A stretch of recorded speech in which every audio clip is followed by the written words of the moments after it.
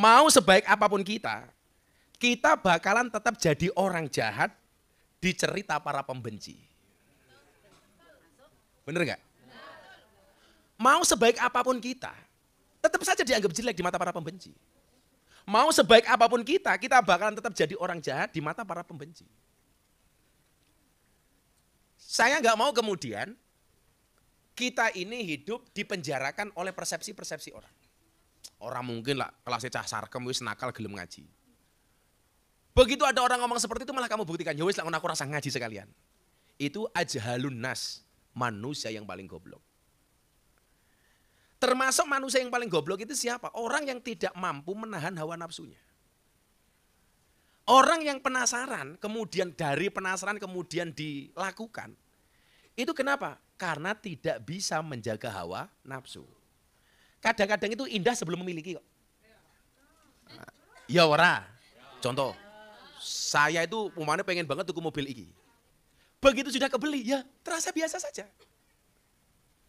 Apa meneh hanya segumpal daging. Lah. Oh, daging mentah misalnya malah. Kan baru korban. Maka hari ini saya pengen menyampaikan kepada kita semuanya. Saya tadi di pesawat sambil nulis-nulis, sambil nunggu landing, gue pengen ngaji ketemu mbak-mbak sarkem. Ternyata kita itu oleh Allah dikasih derajat dan makom yang berbeda-beda antara satu orang dengan orang lainnya dalam rangka menemukan Tuhannya. Coro aku karo awak mungkin dok, itu coro kenal karo Gusti Allah caranya beda-beda. Ora kudu podo. Bahkan mungkin saya menemukan Tuhan ketika saya melihat kalian. Saya dulu itu kalau lagi bosan ngaji, dulu zaman belum viral-viral itu. Abah itu kalau lagi kemudian boring, kesel banget, itu mainnya ke Bose, ke Liquid. Begitu lihat orang jingkrak, orang mendem, langsung kembali kesadaran beragama saya. Ternyata kebahagiaan mereka itu bohong semu. Mereka hanya lari dari masalah, pelarian sementara. Padahal masalah itu tidak untuk kita tinggal lari, tapi untuk kita carikan solusi. Untuk kita hadapi bukan untuk kita tinggalkan. Makanya kenapa quote Abah yang paling fenomenal itu apa salah satunya? Manusia punya kendala, Allah punya kendali. Manusia punya masalah, Allah punya solusi. Tugas manusia mengangkat kedua tangan, sisanya biarkan Allah yang turun. Assalamualaikum warahmatullahi wabarakatuh. Innallaha malaikatahu yusholluna ala nabi ya ayyuhalladzina amanu shollu alaihi wasallimu taslima. Shallu ala Nabi Muhammad.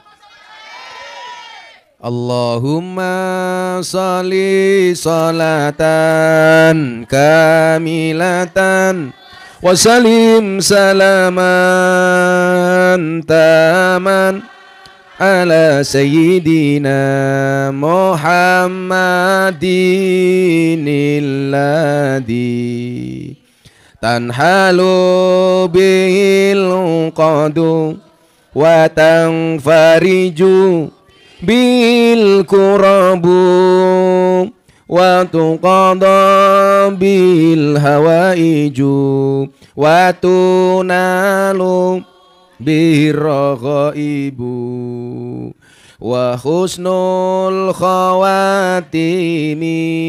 wa yustasqal ghamamu biwajil karim wa ala alihi wa sahbihi fi kulli lamhatin wa nafasi wa nafasim biadadin kulli ma lumillah. Shallu ala Nabi Muhammad. Alhamdulillah, dan saya minta maaf agak malam karena saya baru landing dari Jakarta jam 5 di Kulon Progo. Tadi mampir ke Bose sebentar. Ngaji kok ngerumah tamu. Kamu cemburu ya? Kan kamu sudah tua. Alhamdulillah malam hari ini kita kembali berjumpa di bulan Muharram, di bulan Syuro, yang mungkin Ada banyak mbak-mbak sarkem yang labuan atau bahkan ngumbah pusaka. Pusakane sapa? Pusakane bojone wong. Kita bersyukur kita masih diberikan kesempatan oleh Allah, sehingga insya Allah dengan meluangkan waktu ini kita tidak akan menjadi orang yang dikatakan oleh Ibnu Athaillah As-Sakandari, ajhalun nas man taraka yakinuhu man taraka yakina ma ingdahu lidhonni ma ingdanas. Manusia yang paling goblok itu adalah manusia yang meninggalkan keyakinan dirinya untuk mengikuti prasangka orang lain. Manusia yang paling tolol adalah ketika dia meninggalkan apa yang dia yakini untuk mengikuti pendapat orang lain. Contoh begini, seringkali kita itu dalam hidup terpenjara oleh perspektif dan keinginan orang lain. Saya ini orang yang tidak mau diatur dan dipenjara oleh perspektif orang lain. Itu artinya apa? Kita harus menjadi diri sendiri. Be yourself. Jadilah diri sendiri, jangan jadi orang lain. Contoh, tidak semua orang yang kerja di Sarkem itu nakal. Saya yakin, betul? Betul. Satu ketika ada orang mengatakan sama kamu begini, mbak kayak kerjanya di Sarkem, mesti dodol kroto. Padahal sebenarnya kamu enggak jualan kroto. Apa kuwi kroto? Pakan manuk. Manuk sapa? Pak RW. Sebenarnya kamu nggak jualan, tapi gara-gara orang ngomong seperti itu, kemudian kamu terprovokasi. Saya nggak nakal kok dibilang nakal. Kalau gitu saya nakal sekalian. Sisan, tuntaskan, los, rarewel. Itu menandakan bahwa kita meninggalkan keyakinan yang kita yakini, kemudian terjebak kepada kemauan orang lain. Saya itu paling nggak senang orang mengatakan begini, kiai kok ngono kuwi, kiai kok seperti itu. Ini bagi saya kalimat yang aneh. Wong bukan kiai kok menilai kiai. Kok Habib kok seperti itu? Kowe iki dudu Habib kok menilai Habib. Kiai ngono ora pantes. Yang kemudian menjadi problem, banyak orang yang kemudian ketika ada orang mengatakan seperti itu, akhirnya dia berusaha membuat puas orang tersebut dengan meninggalkan yang sesuatu yang sudah dia yakini. Ini menurut Ibnu Athaillah dikatakan ajhalun nas, manusia yang paling goblok. Nah, saya itu memahami betul. Ahabbu syai'in ilal insani mamuni'a. Sesuatu yang paling dicintai oleh manusia itu apa? Sesuatu yang dilarang. Makanya banyak orang kemudian justru mencoba sesuatu yang sebenarnya dilarang. Awalnya karena apa? Karena penasaran. Loh, wong lanang iki lak ndelok wong wedok iki rata-rata selain nafsu apa? Lah mergo penasaran to. Lah sing bokonge gedhe kowe rasane kaya ngopo ya? Coba matamu. Kamu jangan mancing-mancing aku.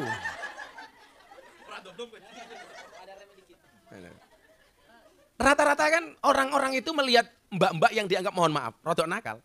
Itulah mergo penasaran saja. Begitu ngerti rasanya, halah ndene kaya ngene kok 300. Lah.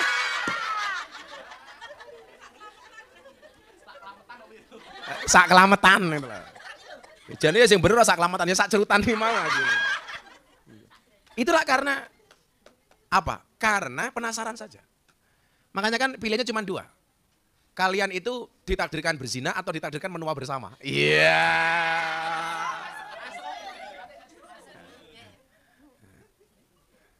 Makanya kalau sama LC itu jangan pakai hati, tapi hura-hura saja. Karena berawal di sofa, berakhir di nota. Lah!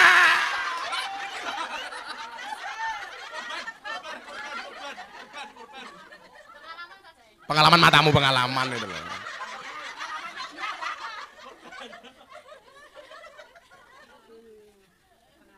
Tadi saya bilang di Bose, kalau mau nakal jangan pakai hati.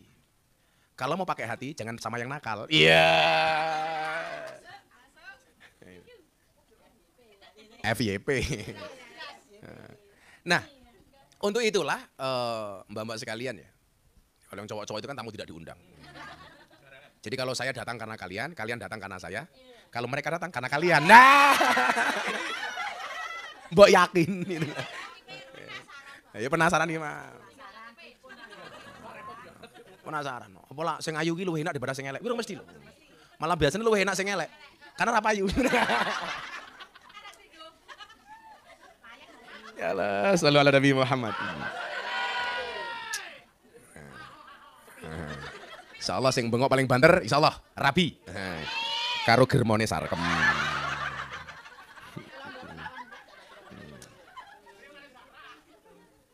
Mas saya begini, mau sebaik apapun kita, kamu dengerin ya, mau sebaik apapun kita bakalan tetap jadi orang jahat di cerita para pembenci. Bener gak? Mau sebaik apapun kita, tetap saja dianggap jelek di mata para pembenci. Mau sebaik apapun kita bakalan tetap jadi orang jahat di mata para pembenci. Saya nggak mau kemudian kita ini hidup dipenjarakan oleh persepsi-persepsi orang. Orang mungkin lah kelasnya cah sarkem wis nakal gelem ngaji. Begitu ada orang ngomong seperti itu malah kamu buktikan, ya wis lah aku rasa ngaji sekalian. Itu ajhalun nas, manusia yang paling goblok. Termasuk manusia yang paling goblok itu siapa? Orang yang tidak mampu menahan hawa nafsunya. Orang yang penasaran, kemudian dari penasaran kemudian dilakukan. Itu kenapa? Karena tidak bisa menjaga hawa nafsu. Kadang-kadang itu indah sebelum memiliki kok. Ya ora. Contoh, saya itu umpamanya pengen banget tuku mobil ini. Begitu sudah kebeli, ya terasa biasa saja. Apa meneh hanya segumpal daging. Lah. Oh, daging mentah misalnya loh. Kan baru korban. Maka hari ini saya ingin menyampaikan kepada kita semuanya. Saya tadi di pesawat sambil nulis-nulis, sambil nunggu landing. Oh, gue pengen ngaji ketemu Mbak Sarkem. Ternyata kita itu oleh Allah dikasih derajat dan makom yang berbeda-beda antara satu orang dengan orang lainnya dalam rangka menemukan Tuhannya. Coro aku karo awak mungkin Duk. Itu coro kenal karo Gusti Allah caranya beda-beda. Ora kudu podo. Bahkan mungkin saya menemukan Tuhan ketika saya melihat kalian. Saya dulu itu kalau lagi bosan ngaji, dulu zaman belum viral-viral itu. Abah itu kalau lagi kemudian boring, kesel banget, itu mainnya ke Bose, ke Liquid. Begitu lihat orang jingkrak, orang mendem, langsung kembali kesadaran beragama saya. Ternyata kebahagiaan mereka itu bohong semu. Mereka hanya lari dari masalah. Pelarian sementara. Padahal masalah itu tidak untuk kita tinggal lari, tapi untuk kita carikan solusi. Untuk kita hadapi, bukan untuk kita tinggalkan. Makanya kenapa quote Abah yang paling fenomenal itu apa salah satunya? Manusia punya kendala, Allah punya kendali. Manusia punya masalah, Allah punya solusi. Tugas manusia mengangkat kedua tangan, sisanya biarkan Allah yang turun tangan. Begitu saya di dalam kafe lihat orang dugem, ajeb. Kayak dulu zaman lagu, kalau dulu tahun-tahun lama itu lagunya apa? Teng teng teng teng teng teng teng teng teng teng. Oh, lu apa? Kan aku dugem, duduk gemetar. Kok gemetar apa nih? Hati ini goblok. Mosok yo titih gitu loh. Ini kan sekarang sarkem menjadi dugem, dunia gemar mengaji. Pokoknya sukanya metal, melu tahlilan. Orang kok metal yang kedua, memeknya gatal. Lah. Melu tahlilan. Itu benar Ustadz. Ini kawan saya, kawannya Abah ini dari Jakarta, namanya Ustadz Roy. Ustadz Roy. Nah, alhamdulillah udah punya istri, baru satu. Cita-cita nambah, cita-cita. Ya kan boleh saja mau cita-cita toh. Kan bisa jadi halusinasi. Karena laki-laki punya istri 4 itu Superman, punya istri 3 Powerman, punya istri 2 Gentleman, punya istri 1 Cemen. Malah Abah berarti. Saya bukan cemen. Demi Allah saya tidak takut istri. Cuman bunda lebih berani.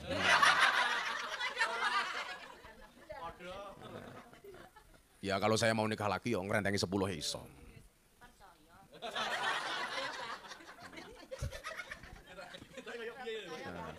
Saya mau nyari artis ya minimal Cinta Luna ya mau. Lu Cinta Luna. Oh lanang tuh. Warrior.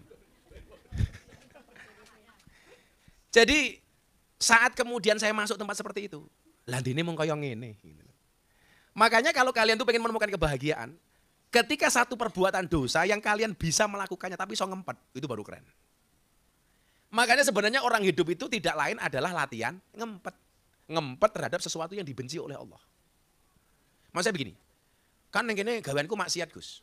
Ya umpamane iki ku ya nganggo ngempet lah. Umpamane sewengi berpotensi maksiat 4 kali. Sing loro mok tampa, sing loro mok tolak umpamane. Ora kok aji mumpung. Oke. Ya kewer-kewer goblok gitu loh. Ini makanya hidup itu seni, Nduk. Seni. Contoh kalian yang di karaoke umpamanya. Wah, tamune lomo. Borong botol semuanya. Dari tequila, vodka sampai civas, ciuflastikan umpamanya. Kayak tadi berita di TV yang di Banjarmasin atau di mana tadi itu, mendem kecubung. Ya Allah. Kojel-kojel yang mati 2. 44 orang masuk rumah sakit jiwa. Itu kenapa terjadi seperti itu? Karena dia berlebih-lebihan. Orang beribadah berlebih-lebihan saja Allah itu nggak suka. Apalagi maksiat dan perbuatan dosa. Ibadah loh, Nduk, itu berlebih-lebihan saja Allah nggak suka. Makanya dulu zaman Umar, ada seseorang yang berdiam diri di masjid 24 jam. Dilihat oleh Umar, kamu di rumah punya anak istri nggak? Saya punya anak, saya punya istri. Kalau kamu di masjid terus, siapa yang ngopeni anak istri kamu? Diusir sama Umar pulang. Makanya salah satu amal yang dicintai oleh Allah itu apa? Dikatakan begini. Walian amsiya ma'akhin fi hajatihi la ahabbu ilaihi min an a'takifa fil hadal masjid syahrun. Ketika saya berjalan dengan seseorang untuk bekerja memenuhi hajat hidupnya, kata Nabi, itu lebih saya cintai dibandingkan orang yang berdiam diri di masjid iktikaf selama sebulan penuh. Coba. Makanya kalian tuh katakanlah bekerja, itu lebih disukai oleh Allah, apalagi pekerjaannya halal untuk menafkahi keluarga. Itu lebih disukai oleh Allah dibandingkan iktikaf sebulan penuh di masjid. Makanya ada sahabat Nabi yang tangannya itu pernah dicium oleh Nabi. Nabi itu nggak pernah mencium tangan kecuali 2 orang. 1 Siti Fatimah anaknya, nomor 2 sahabatnya Nabi. Namanya siapa? Abi Sa'id Al-Khudri.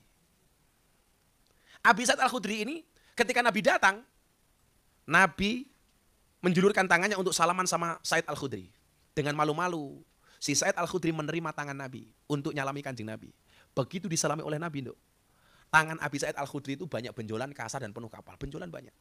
Kemudian Nabi Iba bertanya, wahai Sa'id sahabatku, ada apa dengan tanganmu? Wahai Nabi, tangan saya banyak benjolan, banyak kasarnya, banyak pecah-pecahnya. Kenapa? Karena saya bekerja memecah batu untuk menafkahi anak dan istri saya. Apa yang dilakukan Nabi? Nabi mengatakan, tanganmu ini akan menuntunmu ke dalam surganya Allah. Dicium tangannya oleh Nabi, coba. Tangan yang dicium oleh Nabi, jangankan kok dicium. Kulitnya seorang sahabat yang bersentuhan dengan kulitnya Nabi, itu diharamkan masuk neraka. Apalagi ini tangan yang pernah dicium oleh Nabi. Mungkin hari ini kita tidak bisa dicium tangannya oleh Nabi. Tapi ketika seseorang itu mencari nafkah untuk keluarganya, apalagi seorang perempuan mencarikan nafkah suami dan anaknya, sementara sebenarnya tugas mencari nafkah itu adalah suaminya. Kalian sebagai seorang istri, karena merasa pengen membantu hajat keluarganya, kemudian kalian bekerja. Apakah kemudian Allah tidak mempertimbangkan itu? Makanya maksud saya begini, mungkin hari ini kalian masih berada pada zona kemaksiatan, zona dosa. Tapi minimal kamu niatin, Dok. Saya akan nabung, saya akan nyicil, bagaimana kemudian saya keluar dari zona ini. Kamu baru niat saja di situ, saya akan satu saat, saya merencanakan hidup saya akan keluar dari sarkem, dari dunia ini, saya akan bekerja, saya akan jual kelontongan, saya juga pecel lele, saya akan buka ini, buka itu. Itu kamu baru niat saja, sudah berpahala. Enaknya jadi orang Islam itu, maaf ya Dok ya, perbuatan baik baru niat saja berpahala. Orang berbuat maksiat, sudah berbuat maksiat itu tidak langsung dicatat sebagai perbuatan dosa. Bahkan ada satu hadis yang tadi dibacakan Kiai Usman Diboze, Allah masih nunggu 6 jam baginya untuk bertobat. Kok kowe banding mendem sebanyak-banyaknya? Subuh kowe kelingan langsung salat, kamu langsung tobat. Apalagi sebelum salat subuh kamu salat tobat dulu. Kalau besok bermaksiat lagi, Gus, ya tobat lagi. Baju itu kalau kotor, dicuci apa dibuang? Baju itu kalau kotor, ya dicuci. Dicuci, belum kelihatan bagus, ya disetrika. Makanya kadang-kadang supaya kita itu diampuni dosa-dosanya oleh Allah, kadang-kadang pakai disiksa dulu. Diuji dulu, nggak enak dulu. Makanya ketika kamu dikasih oleh Allah kesedihan, ketidakenaan, kamu jangan bersuudzon dengan Allah. Kamu harus berhusnudzon kepada Allah. Ini cara Allah membersihkan dosa-dosa saya. Orang maka kakean sambat. Kok gue umpamane gara-gara kamu kerja di sini kamu sakit. Pas nggak punya uang kamu sakit. Itu mungkin cara Allah membersihkan dosa-dosa kita. Amin. Orang kok malah kemudian merasa orang yang paling nelangsa sedunia. Wes pas randuwe duit, aku loro, dioyak-oyak mendring. Anaknya pas bayar sekolah, wingi tuku kondom ning Indomaret aja utang umpamane. Jangan merasa menjadi orang yang paling sial sedunia. Kalau kita merasa susah, kamu harus yakin di luar sana itu banyak yang lebih susah dibandingkan kita. Yang perlu kamu tak ingat satu hal. Semua makhluk di muka bumi ini diuji oleh Allah dengan kadarnya masing-masing. Umar masamu abagi mendino guyang-guyu seneng gini gak punya ujian. Oh ya punya. Oke. Maka saya cerita ya, mungkin saya belum cerita. Pas umroh sebelum haji kemarin, kenapa umroh? Saya cerita sama Ustadz Roy kemarin. Saya umroh bersama para kiai dan Gus Nur. Ini membuktikan bahwa semua orang itu diuji oleh Allah. Orang mengawakmu, Nduk, aku juga diuji. Mungkin dengan cara yang berbeda. Begitu saya masuk Raudhah, tempat mustajabah, saya doakan seberapa banyak dosamu sekalipun mudah-mudahan Allah takdirkan kamu bisa masuk Raudhah. Amin. Yang penting yakin dulu. Kalau kamu besok bisa berangkat haji kan keren. Malah bisa jadi sinetron di Indosiar. Wow. Alumni Sarkem berangkat haji. Wow. Kan gak ada yang tahu. Gak ada yang tahu. Daripada Yuda jadi bintang film, azab dalam kubur. Beranak dalam kubur. Apa filmnya juga ngenteni, Kencing Nanah. Wah, bintang film Yuda. Wah. Versus Pak RW. Saat itu ketika di Raudhah, Nduk, saya itu termenung nangis. Saya mau ngapain lagi? Kok saya itu males banget mau ngapa-ngapain. Gak ada motivasi hidup sama sekali. Saya baru itu pada satu titik bahwa saya itu nelongso banget. Nelongso banget. Apalagi ketika mikir kita dibully, dicaci, dimaki dan sebagainya. Sampai satu saat ada teman orang Indonesia yang biasa menjamu saya di Raudhah itu, tukang bersih-bersih Masjid Nabawi itu lewat. Gus, kenapa kok ketok sedih banget? Saya akhirnya bilang begini, Mas, boleh nggak saya daftar jadi tukang sapu masjid kayak jenengan di Nabawi? Tolong saya diantar ke perusahaannya, saya nggak usah digaji. Bila perlu saya bayar. Saya nggak usah dikasih fasilitas, tak cari fasilitas. Saya pengen jadi tukang sapu masjid di Nabawi minimal 2 bulan saja. Akhirnya diteleponkan sama agennya lah, singkat cerita begitu. Dijawab, Gus, kalau Gus minta kerja di sini malah kita yang repot. Kenapa Pak? Ya mana bisa nyapu, malah yang ada ketemu orang Indonesia foto-foto tok gitu. Waduh gitu kan. Dari Mekah setelah selesai umroh, Abah berangkat ke Turki, ke satu kota namanya Bursa. Di situ ada masjid Jami, Ulu Cami namanya. Di situ diyakini ada tulisan khot yang ditulis oleh Nabi Khidir alaihissalam. Di depannya itu diyakini sebagai tempat yang pernah digunakan sholat oleh Nabi Khidir. Kalian tahu Nabi Khidir itu siapa? Nabi yang sampai hari ini masih hidup. Karena dia minum air kehidupan yang tidak akan mati sampai nanti hari kiamat. Namanya Nabi Khidir. Abah sholat di situ kemudian setelah saya nangis. Nangisnya kenapa? Lah iya. Kenapa umatnya Nabi Muhammad itu umurnya cuma 60 sampai 70 tahun? A'maru ummati ma baina sitin was sab'ain kata Nabi. Umur umatku itu rata-rata 60 sampai 70 tahun. Rata-rata. Ada yang lebih bahkan ada yang kurang. Berdoa saja mudah-mudahan kalian bisa panjang umur, iso tobat dhisik. Amin. Umur 60-70 tahun saja, orang usia 70 tahun saja, itu masalahnya banyak. Lah bagaimana dengan Nabi Khidir yang gak mati-mati? Kira-kira Nabi Khidir itu diuji sama Allah apa enggak? Nabi Khidir itu punya masalah apa enggak? Punya. Wong Nabi Muhammad saja kekasihnya Allah yang dia maksum, dijaga dari perbuatan dosa. Itu dapat masalah, keluar dari masalah, masalah lagi. Selesai satu masalah, muncul masalah lagi. Apalagi kita yang bukan siapa? Maka coba ya, janganlah kemudian kita itu dalam hal ini membanding-bandingkan hidup kita dengan hidupnya orang lain. Yang menjadikan kalian berlebih-lebihan dalam berbuat dosa itu apa? Karena melihat pencapaian orang lain. Podo-podo kerja ning sarkeme koncoku wis tuku brio kok aku mung vario. Sehingga jam kerjanya digenjot. Lah kowe iso nglayani papat, aku 12. Kowe ngerum 4 jam, aku ngerum 15 jam umpamane.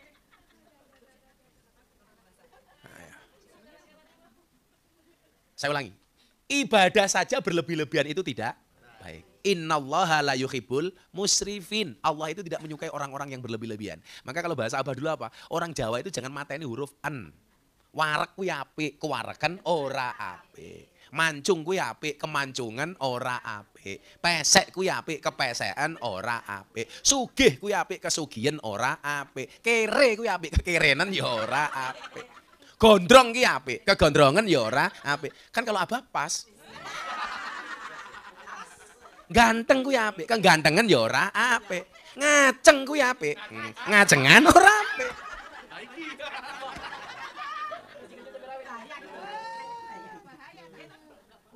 Pokoknya apapun yang berlebihan itu enggak pantas. Bahkan Abah kan sering bilang tuh sama kalian, sesuatu yang pantas, sesuatu yang halal saja itu enggak pantas. Ya aja mok lakoni. Ini tolong diling-iling banget ya.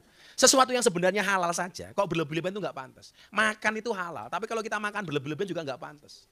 Minum kopi itu halal, Tapi kalau berlebihan ya ora pantes. Mosok ngombe kopi sak jeding umpamane. Ya dadi kaya Fadil wujudmu itu loh. Kayak gelonggongan itu loh. Sesuatu yang halal saja berlebihan enggak apik, Nduk, itu. Enggak bagus. Wes sugih umpamane, sugih. Jamu oke. Sekali ini mangkat pengajian, tangan kiwa tengen nganggo jam kabeh. Boleh tapi ora pantes. Yang sering Abah sampaikan apa? Khotbah Jumat nganggo helm. Boleh tapi ya ora pantes. Covid, ora duwe masker, kok tangi bojone nggih maskeran. Boleh tapi ya ora pantes. Sesuatu yang halal kok berlebihan enggak pantes, apalagi yang haram. Makanya dulu di Bos itu ada pertanyaan lucu. Kiai, bah, apa? Katanya kalau enggak sesuatu mubadir itu temannya setan. Bagaimana kalau saya mabuk, botolnya masih. Itu kan berarti mubadir. Daripada mubadir saya habiskan sekalian. Mubadir itu dalam perkara yang halal. Dan tidak berlebih-lebihan. Contoh, kamu minum. Biasa minum halal seperti ini. Kok tinggal sedikit, kamu enggak habiskan. Ini mubadir. Karena bisa jadi justru yang kamu tinggal ini yang ada berkahnya. Kamu makan di piring, kamu sisakan beberapa beberapa nasi di piring. Nabi mengatakan apa? Kenapa harus dihabiskan? Bahkan harus jarinya ini dijilati, dimut. Karena innakum la tadruna fi ayyi ta'amikumul barokah. Karena kamu nggak pernah tahu makanan mana yang ada berkahnya. Bisa jadi yang kamu tinggal itu yang ada berkahnya. Itu malam hari ini makanannya spesial. Abah nggak pesan kemana-mana, yang masak bunda sendiri. Saya bilang sama bunda, Beb,